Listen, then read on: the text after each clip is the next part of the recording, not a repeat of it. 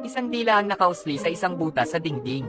Dahan-dahan itong nilapitan ng babae at chinukchakan. Hindi siya natakot at sobrang na-enjoy niya ito. Gayunpaman, bagong lipat lang ang babae sa bahay. Gusto niyang magsabit ng larawan sa dingding.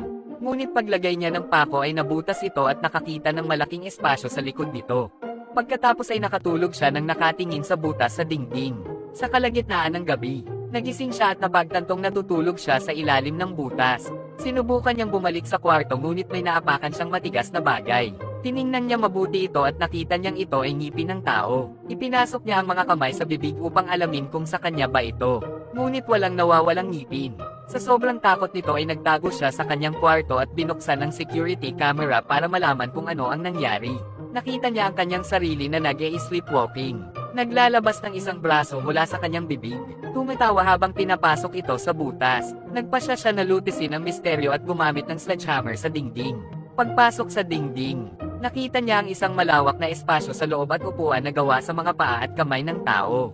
Gusto na niyang umalis, ngunit ang kanyang katawan ay hindi na niya makontrol. Napilitan siyang umupo sa upuan at sinuotan ng kakaibang korona. Ang sakit na naramdaman niya ay napakatindi. Lumaban siya at nakatakas. Hinampes ng martilyo ang upuan. At sa wakas ay natauhan siya. Lumiwanag sa paligid niya. Napagtantong sasakyan ang hinampes niya. Lumingon siya at nakita niya ang isang malaking butas sa dingding.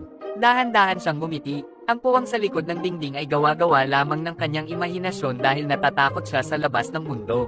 Ngayon sa wakas ay nawala ang kanyang takot nang nakita muli ang liwanag.